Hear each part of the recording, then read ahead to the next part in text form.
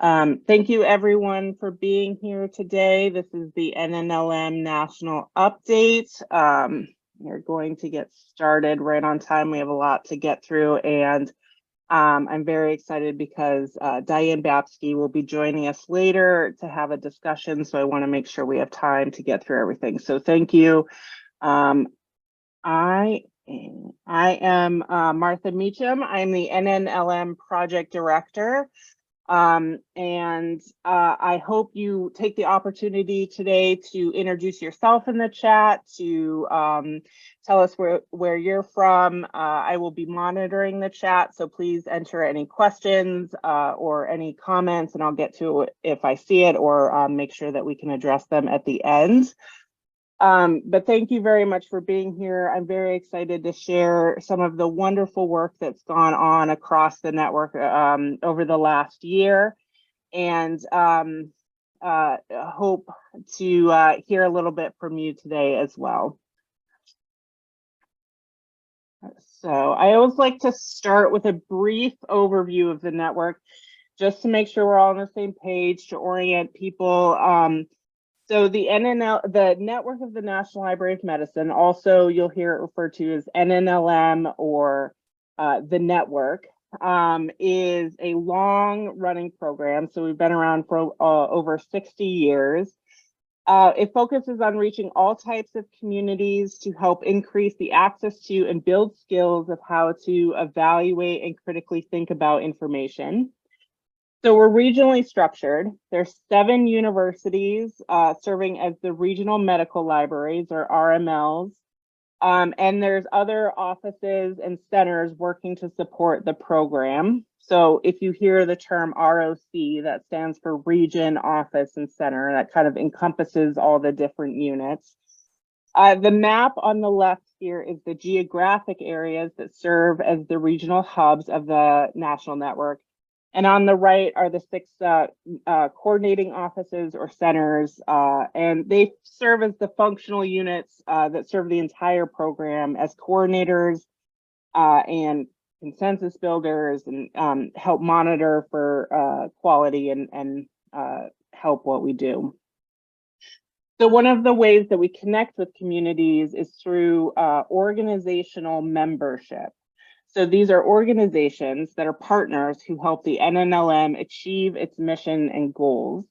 We currently have over 8,800 organizational members, and these are every type of organization, from academic to hospitals to clinics to schools, K through 12 schools, community-based organizations, faith-based organizations, and everything in between. And we welcome all. This is not an exclusive network. We want everyone to be a part and connect these network members to each other. So in addition, we have tens of thousands of individuals who take part in classes and other activities each year. And just to make sure that you know which region you're in, I'm going to just briefly highlight each one, where it's located, and the university that serves that region. So we have Region 1, which is at the University of Maryland, Baltimore. We have Region 2, which is at Medical University of South Carolina. We have Region 3, which is at the University of North Texas Health Science Center. We have Region 4, which is at the University of Utah. Region 5 is at the University of Washington. Region 6 is at the University of Iowa, and Region 7 is at the University of Massachusetts Chan Medical School. So then we also have the offices and centers that I mentioned that support a variety of services. So the Web Services Office is at the University of Maryland, Baltimore. The Training Office is at the University of Utah. The Public Health Coordination Office is at the University of Massachusetts Chan Medical School. The Center for Data Services is out of New York University. The National Evaluation Center is at Northwestern, and the All of Us Program Center is co-located at the University of Iowa and the University of Pittsburgh. So a little bit about what guides the work of the NNLM is that while the NNLM addresses many of the components of the National Library of Medicine's strategic plan, we fit most comfortably within Goal 2, which is to reach more people in more ways through enhanced dissemination and engagement. And one of those, the subcomponents of that goal is to know NLM users and engage with persistence. And I hope it is obvious through today's presentation and through your connections with NNLM that we fulfill many of these strategic priorities, and we try to fulfill this this particular goal. NNLM is the National Library of Medicine's field force, and we try to make it out into communities to help spread the resources and services that are provided by the National Library of Medicine. So part of the mission of the NNLM is to improve the public's access to information to enable them to make informed decisions about their health. And NNLM's main goals are to work through libraries and other members to support a highly trained workforce for biomedical and health information resources and data, improve health literacy, increase health equity through information. Through meaningful engagement strategies, the NNLM increases health information access and use for all audiences, including underrepresented populations. So from this mission and the goals of the NNLM, you can see that distilled down, we focus on the areas of training on health resources and data, improving health literacy, increasing health equity through information, and increasing health information access and use. Now, it is how the NNLM achieves these goals that are what make it innovative and stand out. So a simple orientation on the timeline of the NNLM. So we operate in 5-year cycles, with each year within a cycle running from May 1st through April 30th. So as of yesterday, we are actually just entering year 4 of this cycle. So that's the 2021 through 2026 cycle. So when I talk about year 3 or last year, I'm talking about May of 2023 to April of 2024. And when I talk about year 4 of or this year, it's what just started and runs through April 2025. So as you can see, we have passed the midpoint of this cycle. We have well-established directions and good goals. And now we just want to make sure things are operating the best they can and look at what's working and what's not and make sure we can sustain momentum through the rest of the cycle. We are also starting to think about the future of NNLM and the next cycle. We want to look back at what's been successful. We want to think about where we're going. There's a lot of great work and projects planned for year 4 and 5, and we also are hearing about new directions for the NLM and for NIH. We have a new NIH director, and the search for the new NLM director was just announced. So all of those things are taken in consideration. We will also be looking for input and feedback from the members and the people we interact with across the NNLM. So stay tuned for plans and for opportunities to share your insights into the NNLM. So now what are we actually doing? The NNLM works through 3 primary mechanisms of training, funding, and outreach. We provide online learning in-person classes and virtual classes, or we provide learning through online and in-person classes. And so we provide awards for outreach and engagement projects directed at providing training and presentations, technology, and working with the public. And we provide relationships and connections and communities to strengthen information access, sharing the resources. And for example, we want our network members to be points of presence for the NLM across the United States. So I'm going to highlight each one of those.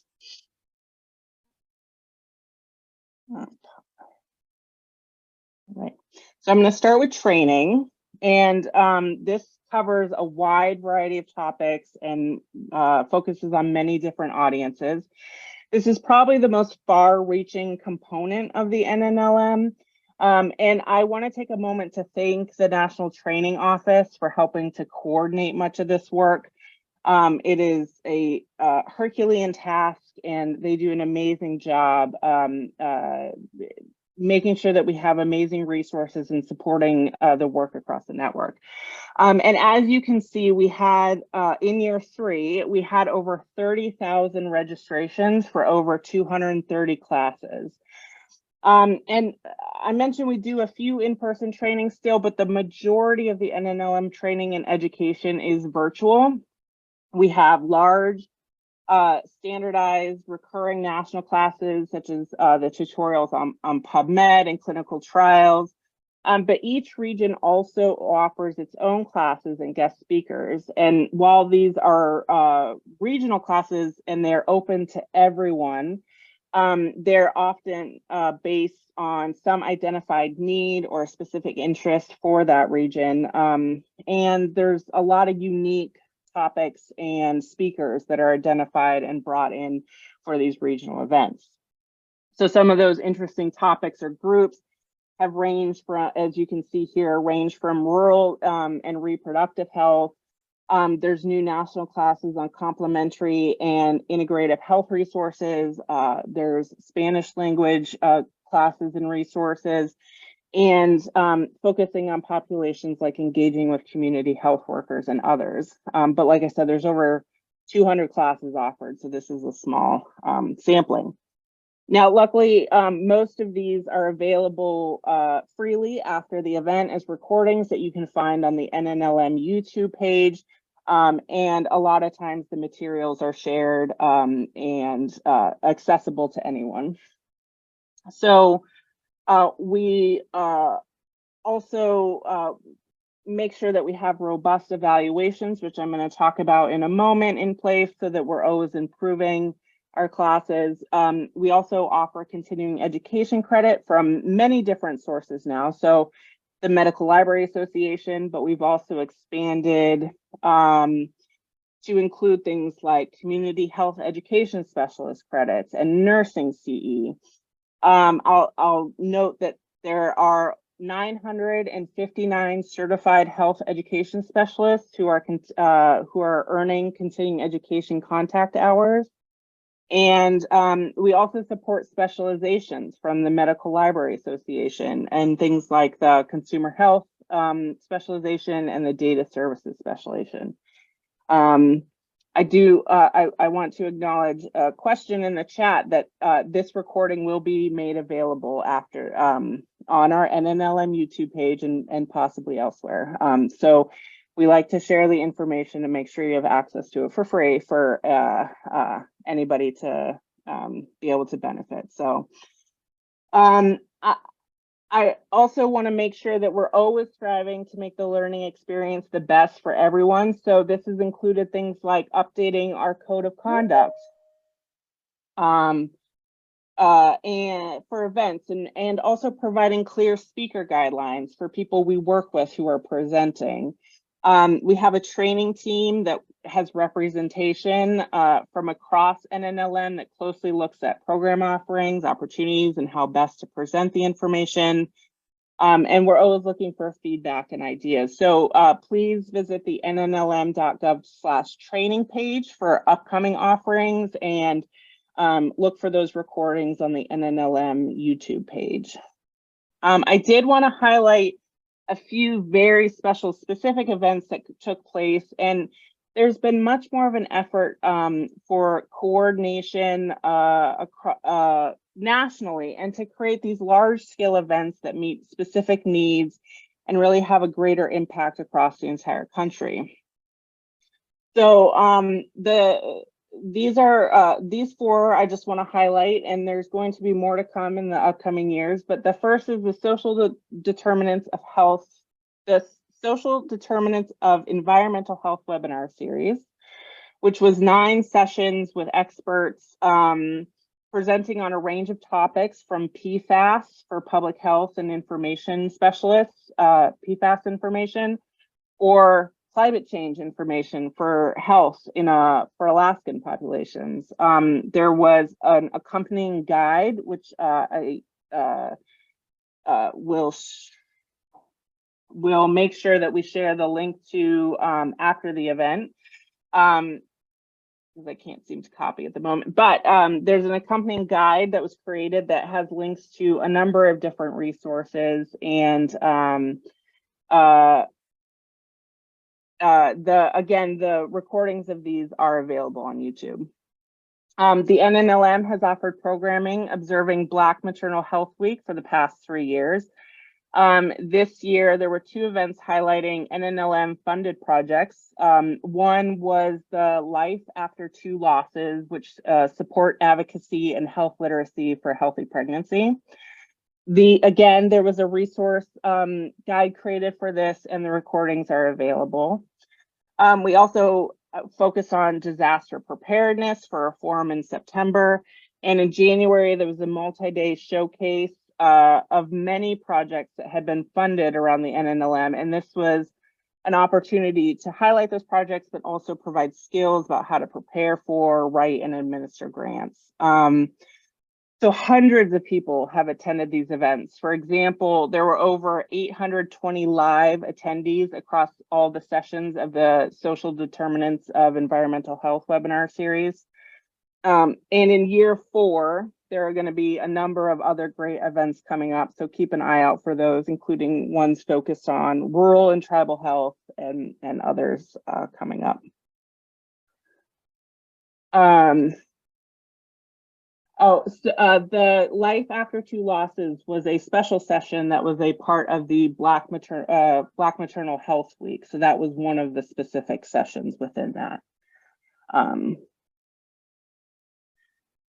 So this is hot off the presses, so I'm not going to share the full results. And I want to give a shout out to the National Evaluation Center for putting this together, and I'm going to let them distribute more complete results. But I was excited to share some impact that they found from a follow-up training survey that they have done. So they surveyed individuals who attended 2 or more national trainings, and just a few of the interesting results are this should say actually 2/3 said that it increased view of NNLM as a valuable, trusted resource for high quality training and providing objective health info and data and health literacy and equity resources.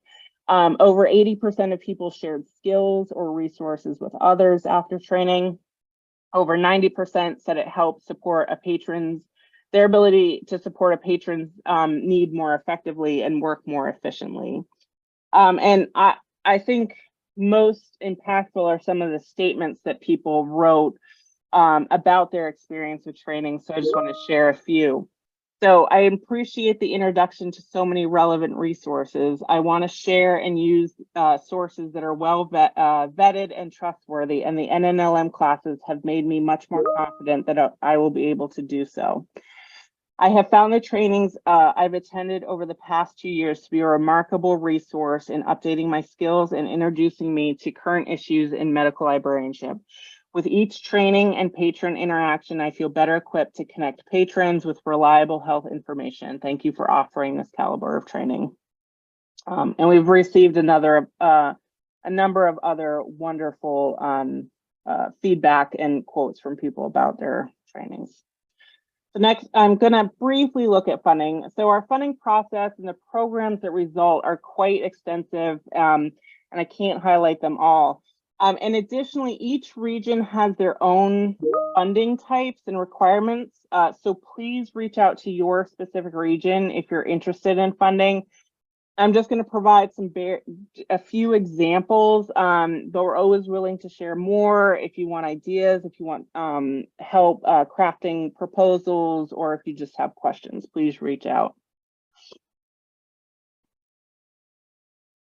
So the NNLM gives out millions of dollars each year back into communities to support the mission and goals of the NNLMs, but most importantly, to support the needs and what is most impactful for that community.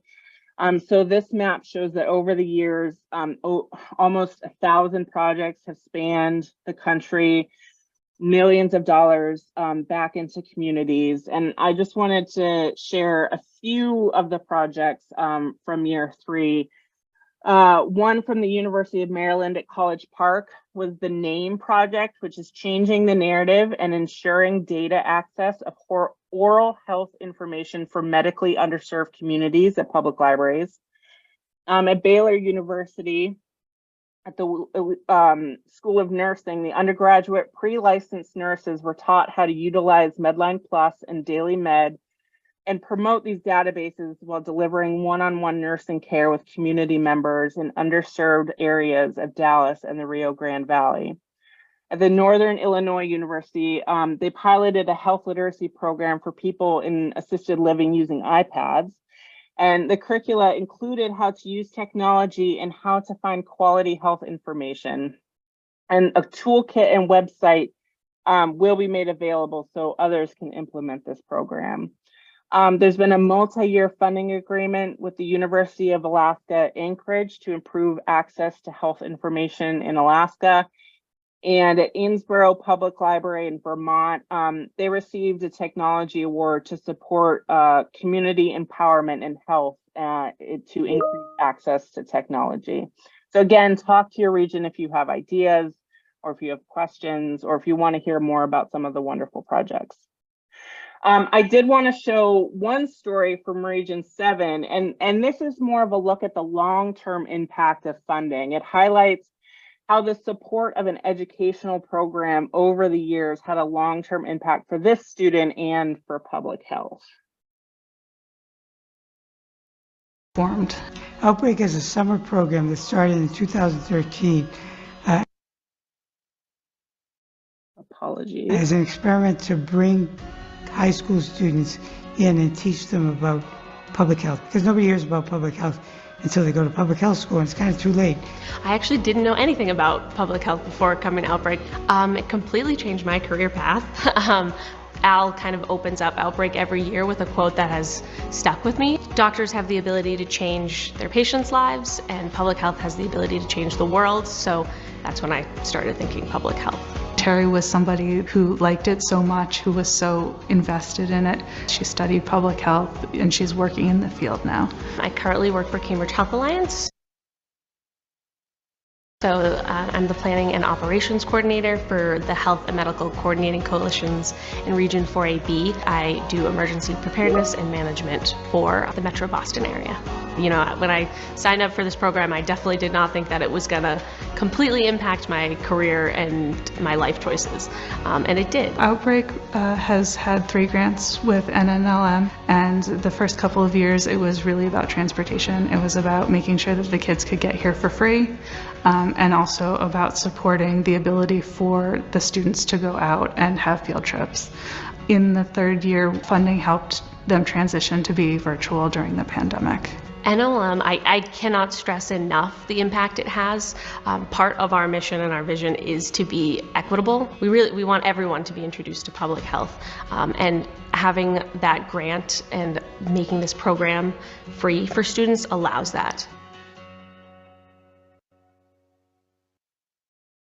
Right. Now we're going to move into outreach, and this is the section with the most variety and complexity. Outreach is kind of a nebulous term, so I'm only able to cover a few examples under this broad umbrella. So there's so much more work that goes on all over the country, and each and every ROC office, region, and center does an amazing amount of work. So many of you hopefully have heard of the NNLM Discovery podcast. If not, please take a look at nnlm.gov/podcast to listen to the episodes and to hear or see if any more have been released recently. This is a fun way to learn about some interesting projects and information from around NNLM. And I wanted to share just a short clip from a recent episode that I think highlights the long-term impact of NNLM. This is from, it features a librarian, Christy Torp, who shares her path to becoming a medical librarian. She worked with multiple NNLM regions while a student, and she now is in fact finishing up being an NLM Associate Fellow. You could have been any type of librarian, Christy, but I'm curious, why a medical librarian? Well, I had always wished I had become a doctor. I did really well in my biology classes in high school. I even did pre-med for a bit during my undergrad years, but I really struggled with chemistry and knew that it just wasn't the right fit. But my library school advisor got me a pass to the Medical Library Association annual conference before my classes even began. And that just really confirmed for me that this was what I wanted to do. So how did you hear about the NNLM? Well, John Bramble, he works for the NNLM Region 4 office. He would attend a lot of our school webinars, and this is in library school, and he was always trying to get students interested in medical librarianship. So I heard him mention the opportunity to do a practicum with him a few times over that first semester, and I finally reached out to him. He had just made it sound so interesting. How cool is that, Christy? I worked with John too. I can see how he pulled you right in. Tell me more about what it was like being a practicum at Region 4. What did you learn and experience at Region 4 that inspired you to keep going down this career path? The practicum was a really neat experience. As you know, NNLM is involved in lots of projects, and that means there's large amounts of collaboration and large amounts of files. So another student and I researched the best practices for organizing and keeping track of all of those files. And in doing so, I got a sneak peek into the different projects that NNLM is involved in. And I was really intrigued. We even presented our findings at the Mid-Continental Medical Library Association conference that year, which was terrifying as students. But everyone was really, really kind. And I learned from that librarians are just the nicest people on the planet. And it just confirmed again that this is the field that I wanted to work in. Aw, Christy, what a compliment. So after your practicum with Region 4, how did you get involved with Region 5? That was really amazing. I had heard from another NNLM contact at the National Training Office that Region 5 was looking for a student or a recent graduate to help with a collection development project for the summer. And I love collection development. So I jumped at the opportunity and I got the position, and I got to spend the summer working on what's called the Diverse Voices in Health and Medicine Collection Development Toolkit. That's a mouthful, so I'll just call it the Diverse Voices Toolkit. It was completed shortly after I graduated with my MLS, and then Region 5 asked me to stay on temporarily to help promote it and participate in some of their other projects. So that's just a short clip from the episode. So please go take a listen to the full one to learn more about Christy's work. She also helps with the reading club and a number of other projects. I'll just say that Christy and the other NLM Associate Fellows are finishing up right now. So I hope you keep them in mind for future opportunities and reach out to them and learn from them. So working with students and early career librarians is a huge part of other work across the NNLM. Many of the regions have specific programs designed to help LIS students learn about medical librarianship, or anybody gain skills and experience that would help them regardless of where they end up working. So there's pictures here of students from regions 2 and 3 who worked on projects and then had the opportunity to present at a regional MLA conference.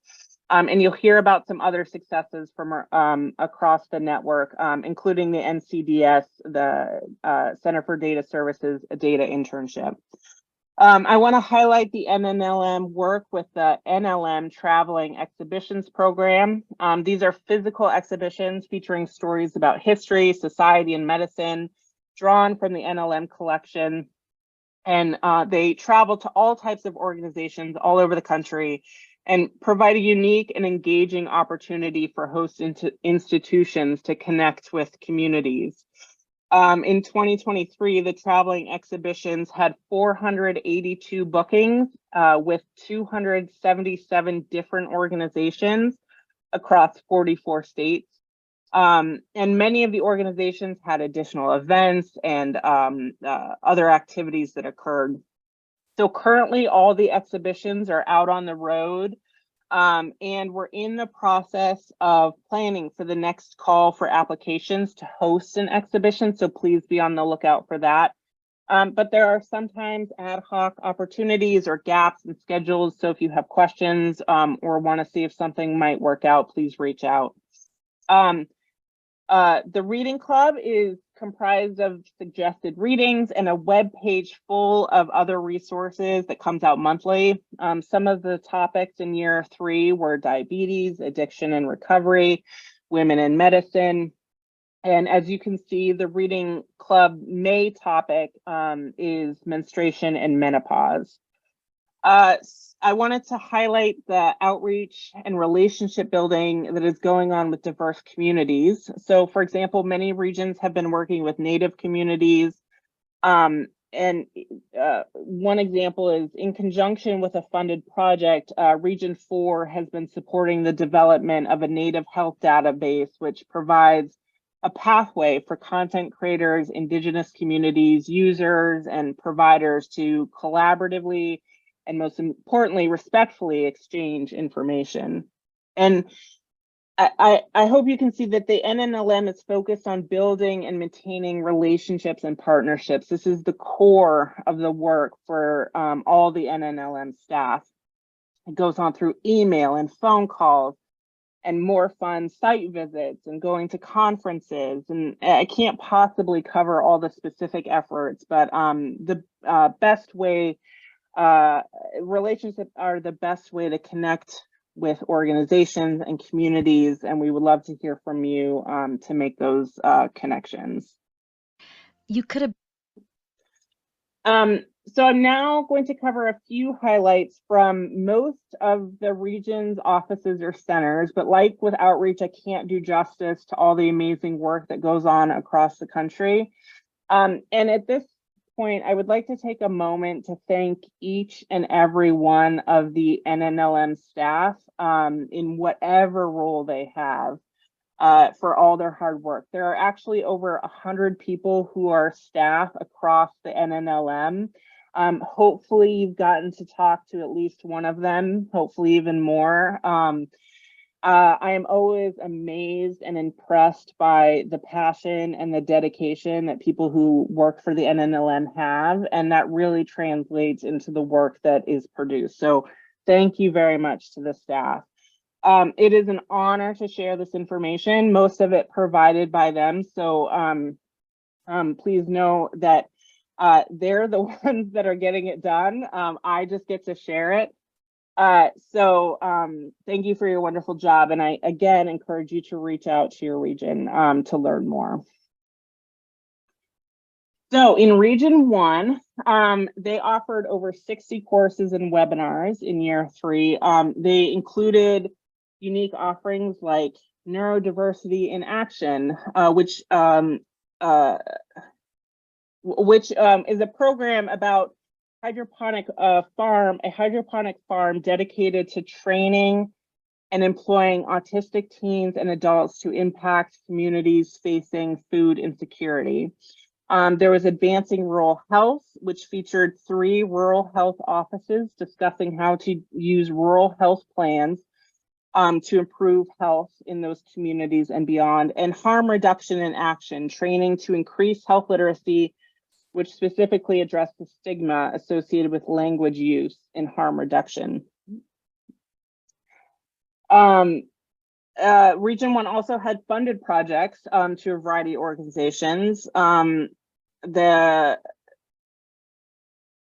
apologies. Some of the specific ones were bridging knowledge in Wayne County, North Carolina. So this project was to increase health and digital equity through partnership between the county library and new nurse graduates and the public by offering training on NLM resources.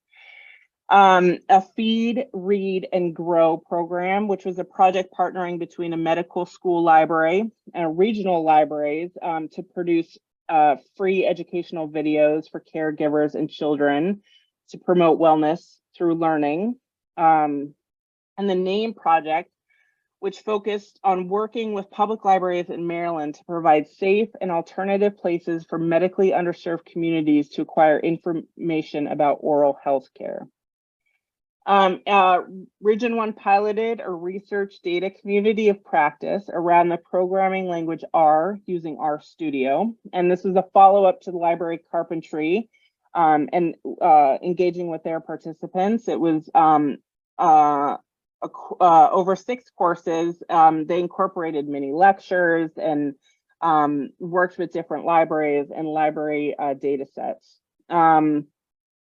There's a few things to look forward from Region 1 in year 4. Region 1 will be offering learning opportunities to help increase capacity for librarians to support public health through social justice awareness and action. Region 1 will be collaborating with the Racial Equity Consciousness Institute to offer training to equip Region 1 members with the knowledge and tools to gain a deeper understanding of systemic racism that can help combat racial and ethnic health disparities and increase public health for all. Region 1 will be co-leading a rural and tribal health forum to engage in discussion on the unique health needs and trends for rural and tribal communities. And Region 1 will be offering training and support in mental health response. So this is designed to help persons working in helping places like libraries that have a high level of daily interaction with persons who may develop or experience a mental health or substance use crisis. As you'll see, Region 1, along with many of the regions, are going to have funding available in the upcoming year that will be available to members in their regions. I also want to take a moment to say congratulations and farewell to Tony Gwen, who was the executive director in Region 1 for a very long time. He is moving on to new adventures. However, I'm excited that Faith Steele will be serving as the interim executive director, and many of you have worked with Faith and know that Region 1 is in good hands. Additionally, we welcome Emily Hurst, who is the new Dean of the Health Sciences and Human Services Library at University of Maryland, Baltimore, and the Associate Vice Provost. And if that's not enough, she will be the principal investigator overseeing Region 1. Region 2 has had an exciting and busy year, from exhibiting and visiting organizations around the region to providing interesting learning opportunities like pioneering an event that to celebrate Spanish Language Day and promote health literacy in Spanish. The Region 2 staff has made tremendous strides in creating relationships with new communities that have not been served well in the past, notably creating relationships and doing site visits in Puerto Rico and with HBCUs. If you have a moment, please watch a video you can find on the NNLM YouTube page that is an example of a project supported by Region 2 in the US Virgin Islands. Region 2 is also supporting members by providing access to free MLA-CE passports for Region 2 members. And again, Region 2 is making funding available. Their applications are currently open. They are due May 17th, and they have awards in the areas of health information outreach, professional development, exhibiting, emergency preparedness and response, an innovation impact award, and library student development. So please reach out to anyone in Region 2 for more information about those opportunities. Region 3 has formed some amazing partnerships to serve not only its region, like a great partnership with the VA North Texas healthcare system, where they developed a how to get the most out of your doctor's visit guide. They're also partnering within NLM to better connect across the organization. So they're supporting the NCBI BioEd Summit, which is going to provide a week-long opportunity for high school and undergraduate science educators. So please also take a moment to learn more or sign up for a new systematic review series with Margaret Foster starting in June. You can scan the QR code, or we'll make sure to share the information after this event. And also take a listen to the Health Bites with Region 3 podcast, which you can get MLA CE credit for. Region 3 also has a number of different funding opportunities available, including for professional development and larger awards that will be opening later this year. But this is true for all regions. Start talking to them early. Start talking to your regions early if you have ideas or questions. Region 4, as you can see, Region 4 has been busy in our areas of training, funding, and engagement. Just in year 3, the Region 4 team has taught or been prolific at a number of conference presentations and teaching a number of different NNLM classes. Region 4 members have been busy with funded projects. There were over 30 applications and awarded $191,000 to community-led projects designed to increase access to information resources.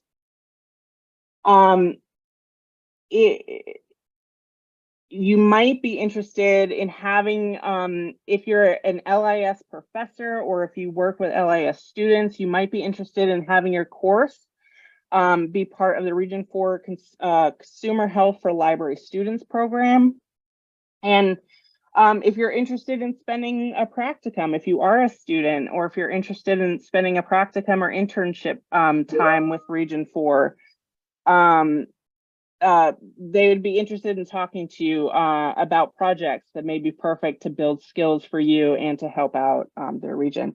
And I just wanted to share a fun fact that Region 4 shares states with 5 different MLA chapters. If your chapter serves a state that is covered by Region 4, they would like to find out more about how they can be incorporated or support your chapter programming. So this could be through training sessions, funded awards. So please reach out and find out more. In year 3, Region 5 funded 16 collection equity awards, 4 professional development awards, a technology improvement award, an outreach and engagement award, and 1 multi-year agreement.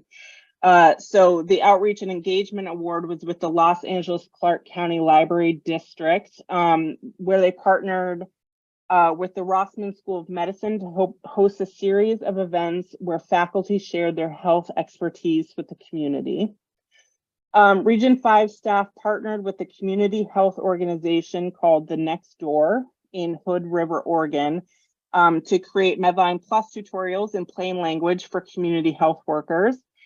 These tutorials are available for all to access through YouTube. And Region 5 led a nationwide collaborative. Region 5 was the lead in the collaboration for the Social Determinants of Health webinar series that I mentioned earlier. Region 5 members were given the opportunity to host free viewings of the documentary Laboring with Hope in their communities. And this program was intended to improve awareness to maternal health disparities and create opportunities to share health information. So again, year 3 included changes for Region 5 staff. Kathy Burrows retired after many, many years serving as Region 5's executive director. Kathy was a long standing member of NNLM and served the NNLM well for many, many years. And so we are very sad to see her go. Happy for her retirement, but sad to see her go. But we are very excited to welcome Catherine Vila as the new executive director to Region 5, and know that they are in good hands and they will have wonderful work to come. In Region 6, they are championing health science librarianship with students. They offered a 12-week student internship focused on community engagement, health literacy, and mapping analytics software. And this is a quote from, excuse me, Anissa Hunter, who who was the student participant. This internship helped me focus on health librarianship during my last semester in school. My school didn't have a health sciences emphasis, so this internship gave me much needed experience. I learned a lot about the social determinants of health data, and where to find health data. Then compiled the data for a single county and presented it in the community health to advance health information equity. Region 6 has the interdisciplinary state advisory groups that were formed to identify the most important health topics in their state and to develop a program or project around that topic. Members included librarians, health professionals, health-related nonprofits, faith-based organizations, and researchers. Each state group was awarded up to $10,000 to implement the project, and topics included mental health, the digital divide in elders, addiction, poverty, period poverty, and dental health for Amish children. Programs are rolling out and will continue into year 4. 3 awards were given out to Effingham Public Library to develop a telehealth room. The project Apple of His Eye is a nonprofit that partnered with NAMI to present training on mental health to underrepresented young adult males and their caregivers in the Cincinnati area. And Respond Now is a homeless shelter in Chicagoland to provide training and quality health resources for the homeless. The Partnership Outreach Program, or POP, completed its 3rd year with 15 ambassadors, 43 activities, and over 7,000 participants. Activities included site visits to potential partners, presentations to national and statewide groups, health information specific to LGBTQ+ organizations, presentations to statewide library conferences, and health training at African American festivals. To support efforts to engage community-driven health information outreach, Region 6 developed the Community Guide to Advance Health Information Equity. It's an interactive resource to facilitate awareness of the evidence-based health needs within the 7 states of Region 6 at the county level. Additionally, the focus is on underserved counties and by telling their stories through images. To date, 64 county stories have been created. And in Region 7, they continued their efforts to focus on some very important areas. The substance use disorder topic area addresses the NNLM priority of environmental determinants of health and substance use on both a national and a regional level. This interest group focuses on substance use and how it intersects with topics such as mental health, access to healthcare, rural-urban health, health advocacy, housing, tribal health, prevention, and socioeconomic aspects of health. In year 3, the group developed webinars that looked at harm reduction and partnered with the Reading Club to identify reading selections for Recovery Month.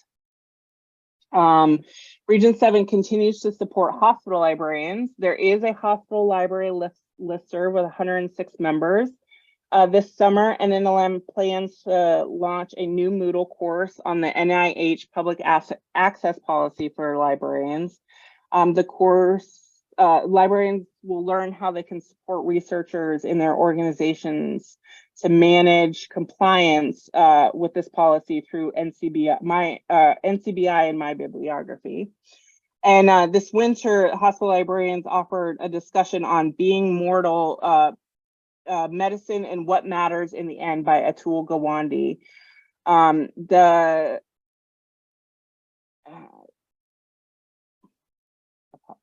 Apologies.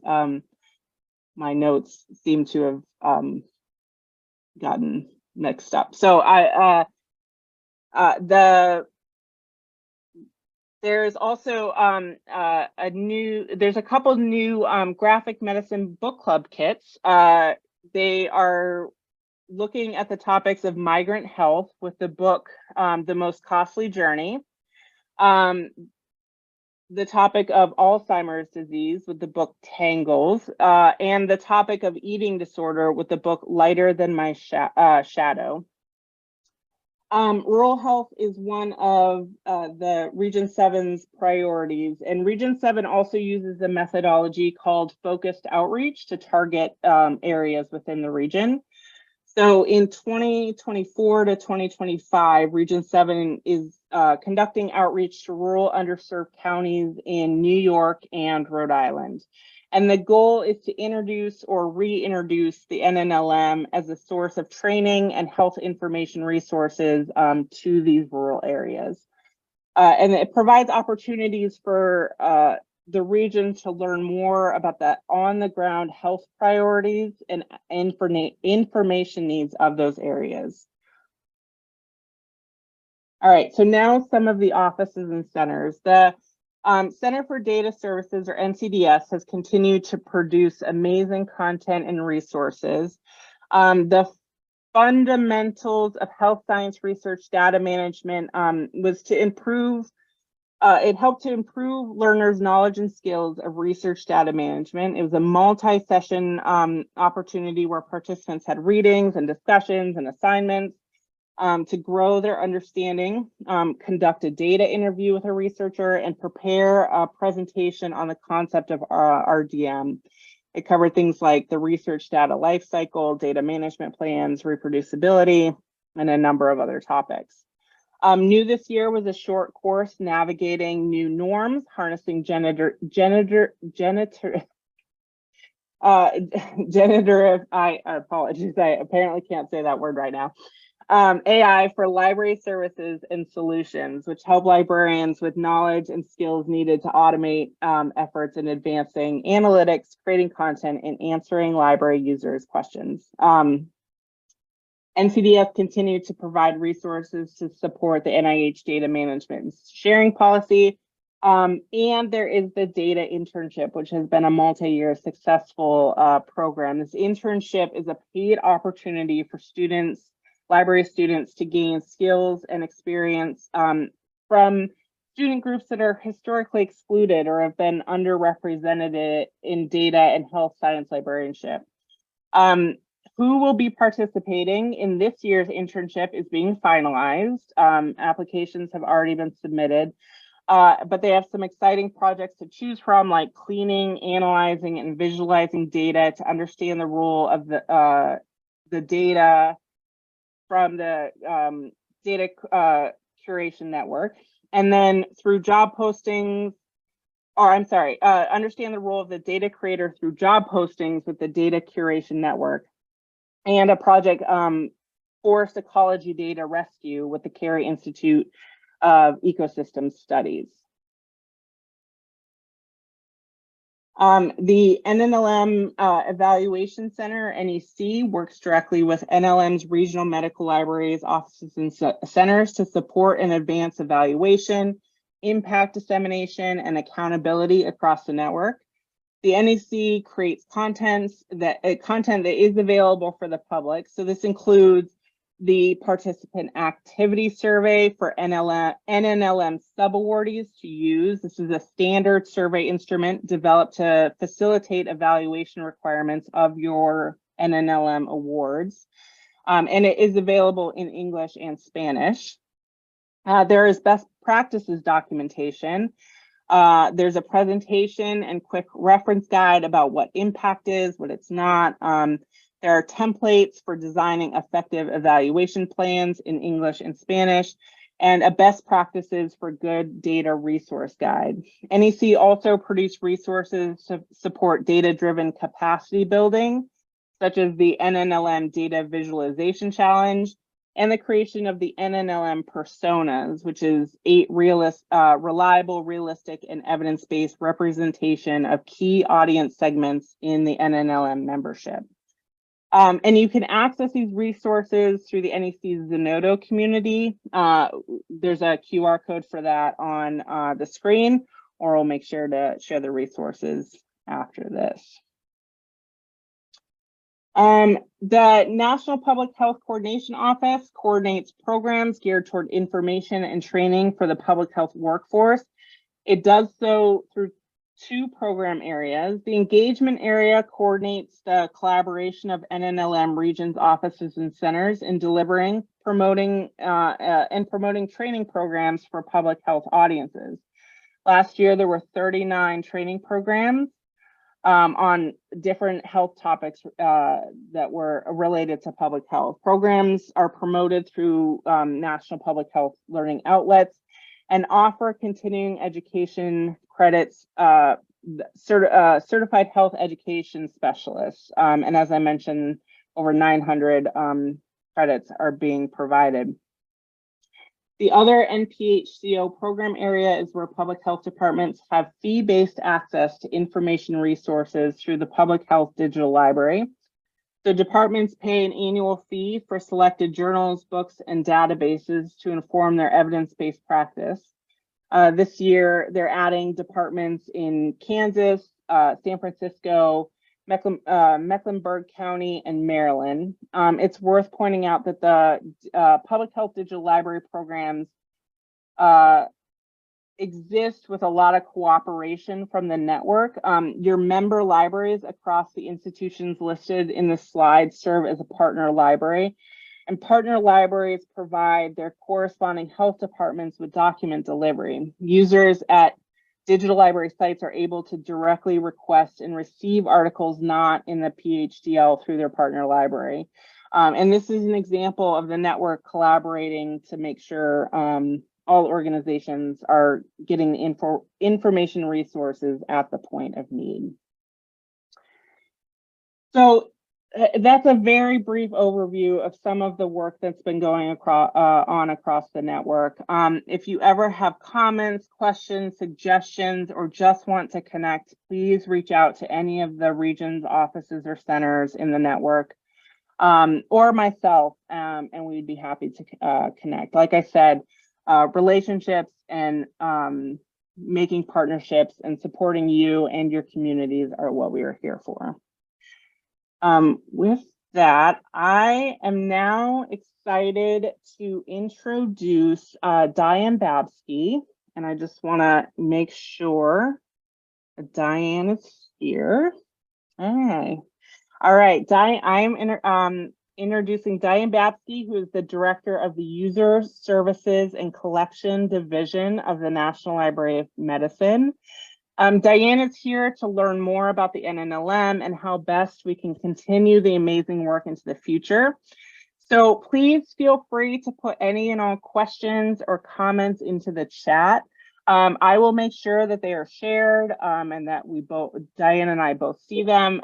If you really want to come off mute to speak, just let me know and we will give you the ability to unmute. You just have to let us know. But with that, say welcome and welcome, Diane. Excellent. Thank you, Martha. So hello, everybody. Happy Thursday. And I know you've had a lot of information that has just gone through. really cool stuff and projects happening through the network. And I'm really proud of everything that has been accomplished and looking forward to the next year and where that goes. So, so well done, everyone. I believe Martha has probably already told you that we just announced the recruitment for our new NLM director. So one of my colleagues, be a good sport and throw that into the chat link. And we really are trying to get that out and encourage people to apply. And so that is very exciting to move that forward. The other thing I just wanted to touch on real quick is that NLM is very invested. Maybe you heard, if you watched the State of the Union address, you heard President Biden announce that new executive order to support the Women's Health Initiative. And NLM is very involved with that and supporting our Women's Health Research Office. And coming up, they've asked us to help them create a one-stop shop. So many of you are familiar with rolling across to a bunch of different sites across NIH to get access to information. And what we're trying to do with this, and this is really going to be our litmus test for trying this out and seeing how effective it is, but how can we create a one-stop shop portal, discovery, front door? We haven't come up with the name for it yet, but you can kind of envision what it is and make it accessible. So if someone comes into this page and they're looking for specifically women's health research opportunities or information about particular diseases or conditions that affect mostly women, they'll be in this this ecosystem and not have to go all over the place to figure out all of the linkages. So we are working fast and furious with that to move that forward. And I think there's going to be some exciting stuff on that. There'll be an update by our new NIH director, Dr. Monica Bertinoli, on I think they're having a public event supporting that on May 15th. So if we find out anything, we'll be certain to share the link and opportunity for you to hear about that as well. And speaking of the NIH director, one of the big things that she is pushing for is really looking at NLM to become the data science hub of the NIH. So just like this women's health initiative and creating this product as a one-stop shop, really thinking about how can we become the place, the portal, the front door for accessing all of this information and not having to go across to all of the different institutes for access to data, literature, research opportunities, and things like that. So with that, Martha, I don't know if you have the final slide to flip up. So I'm really excited to hear, here we go, the NNLM timeline. And you can see that we're heading into year 5 and we're already thinking about 2026 to 2031. And so as we're thinking about this, what I really want to hear from you in the next half hour is, what activities have been, have the greatest impact? What are some of those things that we should think about continuing? What could we improve going into the future? And with that, I'm going to shut my mouth and hopefully hear from all of you, because I think you all have a lot of great ideas and thoughts on this topic. You do this work, so let's hear from you. So Diane, we do have one question before we dive too far into the NNLM, and that is about the NLM director search. Can you talk a little bit about the process, and specifically, is this a Board of Regents decision on who gets hired, or how will that selection be made? So it is the NIH director's selection. So that usually goes through, there's an advisory committee for the NIH director, and that typically goes through in a committee that's composed of both staff and external representatives that make the recommendation, but ultimately the NIH director makes the decision on who will get that position. So it's not the NLM Board of Regents, if that helps. Kate, thank you for posting that link. I do encourage, please add anything into the chat if there's something that's been particularly impactful to you or your organization. We do, okay, how will POTUS's national initiative around women's health and the NLM support the communities in the Southeast? Yeah, so from my understanding with this is that they're pushing an effort forward for increasing the research opportunities, i.e. funding for women's health initiatives. So that's the first thing. As far as the Southeast, to me, this is really on a national level. So I don't know if there's going to be anything in particular. I don't know if there's anything in particular for particular regions. I just said particular like 3 times. But it'll be on a national level, and and this product that we're creating is definitely for anyone. So we're right now working on 3 use cases initially for the launch of this.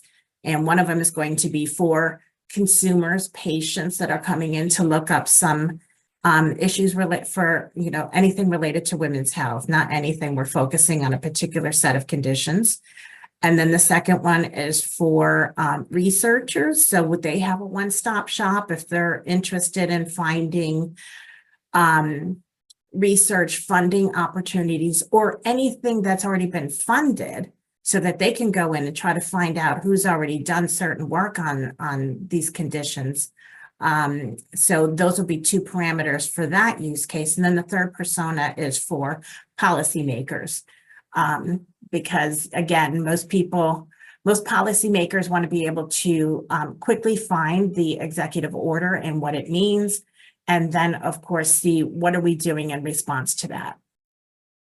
So I'll just add, I think the answer to this question is a great example of the power of the network, in that the NNLM really listens to the priorities, the interests, and the guidance coming from both POTUS, from the National Institutes of Health, from NLM, and really looks to see how that's most applicable for their particular region or area. So things like women's health, things like the data emphasis that Diane mentioned really will be looked at how it's most appropriate for places like the Southeast. So we have a couple more things. So support and development for DocLine is an important activity for the medical library world. So I don't think this is a question. I think this is a, I'm going to interpret this, Kevin, as a important activity that you want to see to keep or improve in the future. Please correct me if that's wrong, or if you have more to add. So Sunny is saying, with all the M&A and in hospital closure, with all the M&A in hospitals, closure of rural hospitals, we don't have true count of how many hospital libraries are left.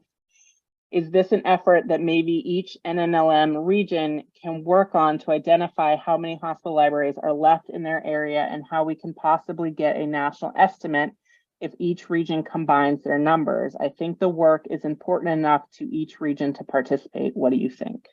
Yeah, I think that's an interesting project to take on. I'm not sure if MLA is doing any counting in that regarding that as well. So that might be something to connect with them on as well. Yeah, Dan has added, I think the hospital library intersection of the MLA is working on the hospital issue. But Sunny's saying that no, the numbers they have are outdated. So this is a good thing for us to keep in mind for NNLM activities as we move forward. So thank you for that input. Please continue to add things in the chat. Diane, I have a question for you. How do you think the NLM can continue to support students, library students, or people entering the field? Yeah, so I think that's very important. So we support several different programs. We have our fellowship program. We do support in many different ways across the network, MLA, OSL, and other organizations. How can we support it in particular? So, or is this an area that NNLM should be engaged in? Well, one of I think having a pipeline of new information professionals coming in is always an important thing. And making sure that they understand good quality health information products so that they can support their organizations. To me, that is one of the key things that we should consider. Absolutely. And just to emphasize that, Linda has added the fundamentals of health data science class is great. So there are definitely resources to help build the skills of all librarians, but especially those entering the field.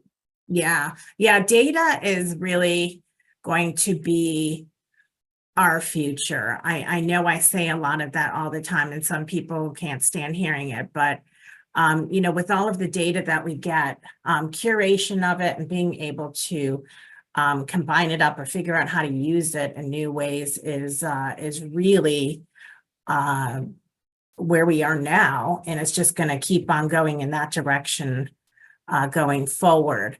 The other thing that is definitely coming out of discussions with our new NIH director is the importance of standards.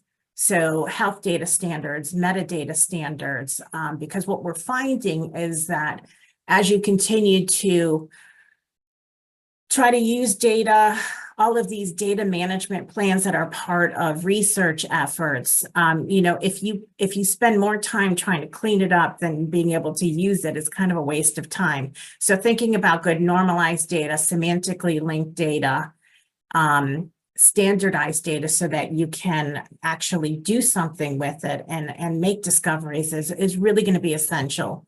So that's somewhere else that I think with new LIS students, I think that it's an important place for people to think about expanding their skill sets in that as well. So we have some more.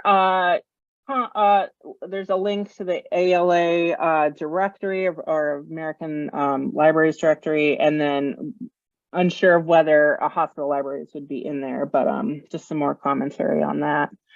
I would love to hear anybody in the audience, if you have participated in a particular NNLM activity, if your organization has ever received funding, or if there's something you're interested in us looking at, please feel free to put that in the chat. So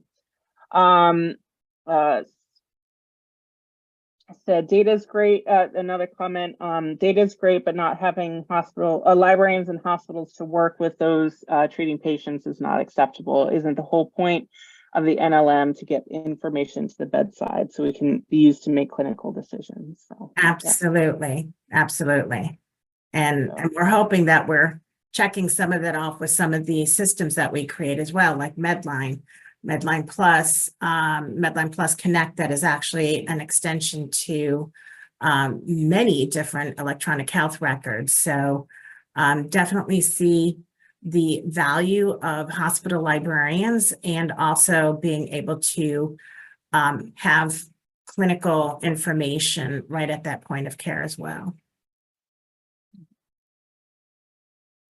All right, I would also love to invite, I know we have a number of the NNLM staff in the audience today. If you are a staff, is there a particular project that you've been excited to work on, or is there something that you would like to make sure that we share with the audience today? Does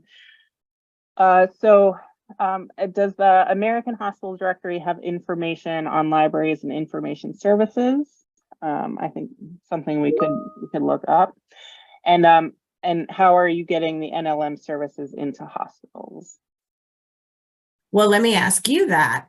I don't work out in the field, so I guess that would be a better question to put out there. How could we get NLM services into hospitals?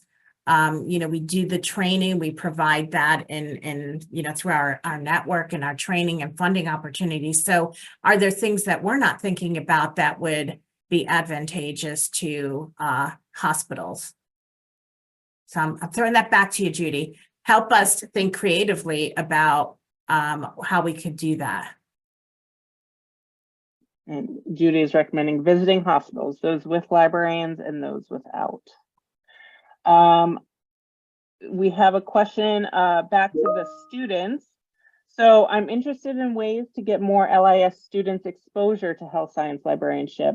More than one region has an internship. Is there support for libraries that I want to have an LIS intern? I'm going to let you answer that, Martha. Yeah, I was going to say, I think that's a wonderful idea. I think there are opportunities for incorporating the information into classes, into LIS classes, or into some of the programs that you might already have. And like you've seen, there are a number of internships or professional development support from the regions. But I think that's an interesting idea, is what support to an organization can be provided so that they can host their own student or intern. Is there funding that's needed? Is there internship guidelines or best practices that can be provided? I know a number of the regions have produced some guidance for what's effective in hosting an intern. So that's an interesting extension of the opportunities that we could be providing. So thank you for that. So Bailey says, working with the next generation of medical librarians is always a pleasure. Augmenting our student program to increase their distinctiveness would be awesome. Region 3 works with organizations and libraries to support internships. We are always happy to talk with folks. Yeah. So yes, Bailey is out of Region 3. So, and they have an extensive student, early career, mid-career professional support. So please reach out. And Margot from Region 7 is an NNLMer. It is possible to use DocLine with identifying active hospital libraries. Not all hospital libraries use DocLine, but many of them do. So back to that. That'd be interesting use of that data. So let me ask a question, if I may. So just quick show of hands or thumbs up or one of the emojis out there. How many people have listened to the podcast that we've put out there? So from this list, who has been active on there? Do you have any ideas on interesting topics that we should be covering? And Martha, what is a way to funneling those ideas in? Yeah. Is that a good way to reach an audience, is using podcast? Thanks, Dan. That's a great question. Your ideas. Yeah. So I would say the best way to submit ideas is through me or through your regional contact, who will make sure to get it to me. So please do that. We would love to hear more ideas. There are a few in the hopper, but we always love highlighting community stories. And yeah, I would love if there's any input on whether this is an effective tool, if you like listening to them, sharing them.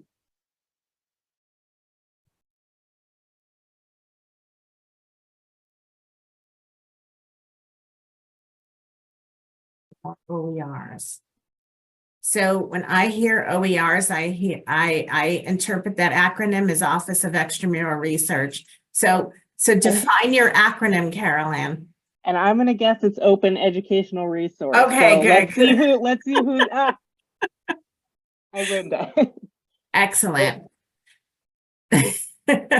Yes, acronyms often cause ambiguity, especially in terminologies. Woo. Any ideas for that? Anything in particular that we should consider as far as topics or focusing on a particular product or service, or are you referring to additional platforms as well?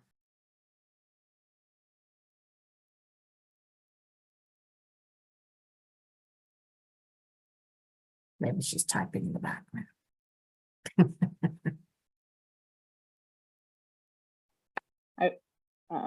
Expanding the NLM bookshelf, pay people to write OER text.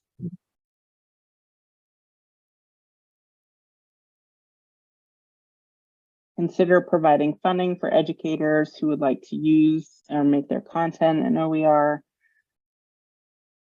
Nursing education is one area of interest. So nursing education, that's an interesting thing. So, there's a whole professional group for nursing. So what in particular? So where do we stay in our lane so that, we're providing, the services that are focused in the information ecosystem. So that's an interesting thing. Yeah.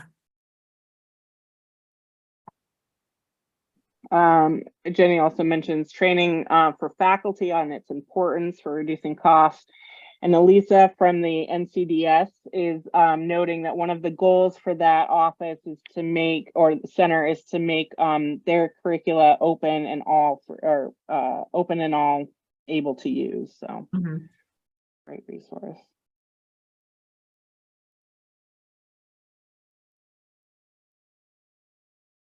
I think that's a great idea. I think open access to everything is the wave of the future, and being able to share it and build on it, it just helps everything to go farther. I do also want to mention a closely related but tangential topic of open science, which is a huge component of an interest of the National Library of Medicine. We currently have just passed the year of open science, but the National Library of Medicine and NNLM are very interested in promoting the concepts, the skills needed to work in open science, and to make sure that that information and those resources are available. And basically, this is ensuring that the data and the resources that are produced are both accessible and usable and understandable by people. So that's a closely related topic. So Sam Nunn is, she is also an NNLMer, is excited to be working with LIS and iSchool professors, getting CHIS certifications to students. Back to OER, Carol Ann, the users liked where they can repackage the content into lesson plans. Margot's offering support to hear more about concerns about DocLine in hospitals, and they're sharing contact information. I will say that the NNLM, I did not mention this in my update, but we do support the DocLine program. So there is a regional representative. There's a representative in each region for DocLine. So we make sure that we share information and that you have somebody to connect to. So it's a great use to connect about the data in hospital libraries, but also just to make you aware that that is a service and support we too provide. So we're closing in on time, and I just want to make sure that if Diane, you have any last minute comments, or if there's any last questions, please throw them in the chat now. But before then, I will say that this is an ongoing conversation, and essentially one of the roles of the NNLM is to serve as not only the outreach arm, but also the connection that you all have back to NLM, and we do want to hear from you. We are here to listen. We are here to learn, and grow and change and evolve what we're able to provide. So please always feel free to reach out to anyone in your region, but also to me and to anyone. If you have ideas, if you have feedback, we want to incorporate that and learn and grow as we evolve this program into the future. So I also want to make sure that we will be sharing all the recording and the presentation from today. I'll make sure that all the links are available because I know I referenced a lot of programs and resources. Also, if you are attending MLA, either virtually or in person, there will be an NLM update on Tuesday of the conference. You'll hear more from Diane and myself about what's going on. But again, if you ever have questions, concerns, or comments, or would like to learn more, please reach out at any time. That's what I'm here for, and love to hear from you. So Diane, I'm going to let you have the last word if you have anything you'd like to say. Well, I don't know if I can top you on that, but yes, the network activities is, you are our field force representing across our nation and territories. And so we really appreciate everything that you do in your health sciences libraries and your communities. And as you reach out from there, we do want to hear what's working. And we do want to hear, what, if we never did that again, it would be okay with me, because we just say that here too. So let us know what's working. Let us know what has the greatest impact and where you think, and not all of the regions will be the same. And we get that. We want to really think about what's working and how we can have the greatest impact and how can we support you. Those are very important to us. We want you to also be one of our first lines for giving us feedback on what we're doing, and especially our products and services. Okay.